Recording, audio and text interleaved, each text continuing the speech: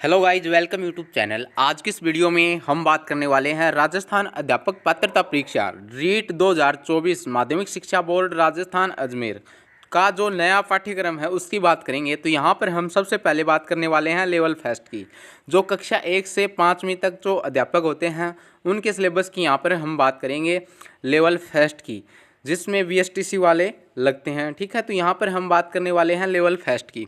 तो यहाँ पर देखिए, खंड ए में बताया गया है बाल विकास व शिक्षण विधियाँ। तो इसके अंदर 30% पूछे जाते हैं और 30 ही अंक के पूछे जाते हैं। तो इसमें देखिए कौन कौन सा मतलब टॉपिक रहने वाले हैं। तो बाल विकास में वर्दी व विकास की संकल्पना, ठीक है, लगभग वैसा का वैसा सिलेबस है, बस कुछ टॉपिक चेंज किए गए हैं, बदले गए हैं, नए टॉपिक जोड़े गए हैं, वो यहाँ पर आप देख सकते हैं। ठीक है, तो यहाँ पर मैं अगर आपको बोल कर बताऊँगा पूरा का पूरा तो ज़्यादा टाइम लगेगा। तो यहाँ पर आप देख सकते हैं बाल विकास के अंदर ये है, व्यक्तिगत भिन्नताएं के अंदर ये दे रखा है। ठीक है, और जो पुराना सिलेबस है वो भी आप साइड में धर लीजिए और देख लीजिए कौन सा नया है, मतलब कौन सा नया टॉपिक ऐड हुआ है, कौन सा पुराना है। ठीक है, वैसे आप चिन्ह लगा सकते हैं, नया है वो लिख लीजिए साइड में। ठीक है, तो इस प्रकार से ये यहाँ पर बुद्धि के बारे में दे रखा है ये टॉपिक सारे। और इस साइड ये देख सकते हैं अधिगम का अर्थ, तो आप स्क्रीनशॉट भी ले सकते हैं। ठीक है, शिक्षण अधिगम प्रक्रिया राष्ट्रीय पाठ्यचर्या रूपरेखा 2005 संदर्भ में। ठीक है, आकलन मापन मूल्यांकन का अर्थ उद्देश्य, शिक्षा का आधिकारिक अधिनियम 2009 अध्यापकों की भूमिका। ठीक है, उसके बाद यहाँ पर राष्ट्रीय शिक्षा नीति 2020 NEP 2020, ये सारे टॉपिक यहाँ पर हैं। ठीक है, उसके बाद राजस्थान समस्याएं की बाल कल्याणकारी शैक्षणिक योजना। ठीक है, ये यहाँ पर इसका है। अब बात करते हैं यहाँ पर हम किसकी, मतलब ये इंग्लिश के अंदर दे रखा है। ठीक है, उसके बाद हम नीचे चलते हैं। यहाँ पर खंड सेकंड में दूसरा खंड है जो कि 30 नंबर का रहता है, 30 क्वेश्चन रहते हैं। ठीक है, हिंदी का ये सिलेबस है। भाषा फर्स्ट अगर हम हिंदी लेते हैं तो हिंदी का ये सिलेबस है। अपठित गद्यांश में से निम्नलिखित व्याकरण संबंधित प्रश्न यहाँ पर देख सकते हैं, प्रायवाची विलोम शब्द वाक्यांश। ठीक है, उसके बाद अपठित गद्यांश में निम्नलिखित बिंदुओं का प्रश्न यहाँ पर देख सकते हैं आप, वाक्य के अंक, वाक्य के प्रकार, मुहावरे, लोकंतियाँ, विराम चिन्ह, भाषा शिक्षण विधियाँ, सारी चीज़ें यहाँ पर आप देख सकते हैं। आराम से वीडियो को रोक कर स्क्रीनशॉट भी ले सकते हैं। ठीक है, तो सारी चीज़ें यहाँ पर दे रखी हैं। उसके बाद यहाँ पर हम नीचे चलते हैं। नीचे जाने के बाद यहाँ पर ये इंग्लिश में दे दिया हमें। ठीक है, ठीक है, तो ये इंग्लिश में दे दिया है। उसके बाद यहाँ पर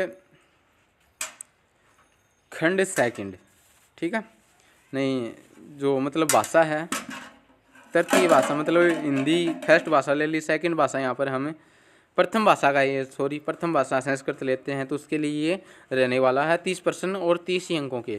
ठीक है, तो ये सारे टॉपिक इसी के हैं संस्कृत के। उसके बाद यहाँ पर उर्दू की बात करें, फर्स्ट भाषा उर्दू लेते हैं हम, तो उर्दू में ये सारे टॉपिक रहने वाले हैं। ठीक है, उसके बाद यहाँ पर हम आगे खंड सेकंड में अगर कोई सिंधी भाषा लेना चाहता है तो उसके यहाँ पर ये टॉपिक हैं नए सिलेबस के अकॉर्डिंग। ठीक है, और उसके बाद पंजाबी भाषा लेना चाहता है फर्स्ट भाषा, तो उसके ये सारे टॉपिक रहने वाले हैं पंजाबी भाषा में। ठीक है, उसके बाद यहाँ पर ये गुजराती के हैं, फर्स्ट भाषा गुजराती लेते हैं तो गुजराती के टॉपिक है सारे के सारे। उसके बाद यहाँ पर खंड 3 में 3 नंबर खंड में यहाँ पर भाषा सेकंड हिंदी लेते हैं हम। ठीक है, तो यहाँ पर भाषा हिंदी लेते हैं, किस में सेकंड भाषा हम हिंदी लेते हैं, तो उसके टॉपिक यहाँ पर ये रहेंगे। ठीक है, कुल 30% रहेंगे, कुल अंक रहेंगे 30। ठीक है, तो ये सारे टॉपिक सेकंड भाषा हिंदी के हैं। उसके बाद यहाँ पर ये लैंग्वेज इंग्लिश के हैं, सेकंड भाषा इंग्लिश लेते हैं, तो यहाँ पर देख सकते हैं आप। उसके बाद द्वितीय भाषा संस्कृत लेते हैं, तो ये संस्कृत के सारे टॉपिक। और यहाँ पर ये किसके हैं, उर्दू के, सेकंड भाषा हम उर्दू लेते हैं। तो और यहाँ पर सेकंड भाषा सिंधी लेते हैं तो ये सिंधी के सारे टॉपिक यहाँ पर दे रखे हैं, देख सकते हैं। उसके बाद पंजाबी के ये सारे टॉपिक हैं, सेकंड भाषा पंजाबी। गुजराती लेते हैं सेकंड भाषा, तो यहाँ पर ये गुजराती के टॉपिक हैं।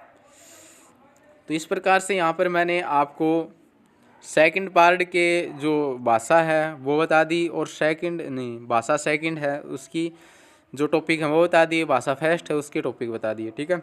अब यहाँ पर खंड फोर्थ की बात करें हम, तो यहाँ पर खंड फोर्थ में 30 प्रश्न आते हैं और 30 ही अंकों के आते हैं, ठीक है। तो ये पाठ्यक्रम खंड फोर्थ का है जो कि मैथ का है, ठीक है। तो यहाँ पर आप देख सकते हैं ये सारे टॉपिक गणित के हैं, ये सब पूछा जाता है मैथ से। अभी नया सिलेबस के अकॉर्डिंग आपको बता रहे हैं, ठीक है। तो ये मैथमेटिक्स का है ये, लेकिन इंग्लिश में दे रखा है, इंग्लिश लैंग्वेज में। उसके बाद खंड 5 की बात करें, पर्यावरण अध्ययन का जो सिलेबस है, नया सिलेबस लेवल फर्स्ट का, वो यहाँ पर आप देख सकते हैं 30 ही प्रश्न रहेंगे और अंक भी 30 रहेंगे। तो यहाँ पर परिवार है, वस्त्र, आवास, व्यवसाय, हमारी सभ्यता, ये सारे टॉपिक यहाँ पर आप देख सकते हैं। हम अपने शरीर के देखभाल, सजीव जगत, जल, हमारी पृथ्वी, अंतरिक्ष, पर्वतारोही, पर्यावरण अध्ययन के क्षेत्र व संकल्पना, तो ये सारे यहाँ पर मैंने आपको बता दिए, ठीक है। और ये इंग्लिश के अंदर दे रखा है, ठीक है। मतलब जो पर्यावरण अध्ययन का है वही EVS बोलते हैं, वो ये इंग्लिश के अंदर दे रखा है, वही टॉपिक है, ठीक है। तो आप हिंदी में हैं, हिंदी मीडियम में है तो हिंदी में देख सकते हैं, इंग्लिश में है तो इंग्लिश मीडियम के माध्यम से आप देख सकते हैं। तो इस प्रकार से मैंने यहाँ पर आपको लेवल फर्स्ट है उसका सिलेबस बता दिया है, ठीक है। संपूर्ण सिलेबस रीड फर्स्ट लेवल जो कक्षा 1 से 5वीं तक अध्यापक पढ़ाते हैं, उसका 5 खंडों में सिलेबस बटा हुआ है। यहाँ पर साइकोलॉजी के ये टॉपिक हैं, ठीक है। एक बार आपको फिर से बता देता हूँ। उसके बाद यहाँ पर ये इंग्लिश के अंदर दे रखा है, और उसके बाद खंड 2 में भाषा है। भाषा फर्स्ट के जितने भी सब्जेक्ट हैं वो सारे यहाँ पर आपको दे रखे हैं, संस्कृत, उर्दू, गुजराती जो भी हैं। उसके बाद खंड सेकंड के अंदर खंड 3 के अंदर फिर भाषा सेकंड दे रखी है, उसके सारे मतलब जितने भी सब्जेक्ट हैं वो सारे दे रखे हैं भाषा में। उसके बाद लास्ट में आपको गणित का सिलेबस मिलेगा खंड 4 में, ठीक है। और उसके बाद 5th में खंड में जो लास्ट का खंड है उसमें पर्यावरण अध्ययन का 30 नंबर का 30 अंकों का आपको सिलेबस मिलेगा। इस प्रकार से ये रीट का नया सिलेबस है वो मैंने आपको बता दिया है। तो आपको ये वीडियो कैसी लगी कमेंट करके ज़रूर बताएं। Thank you.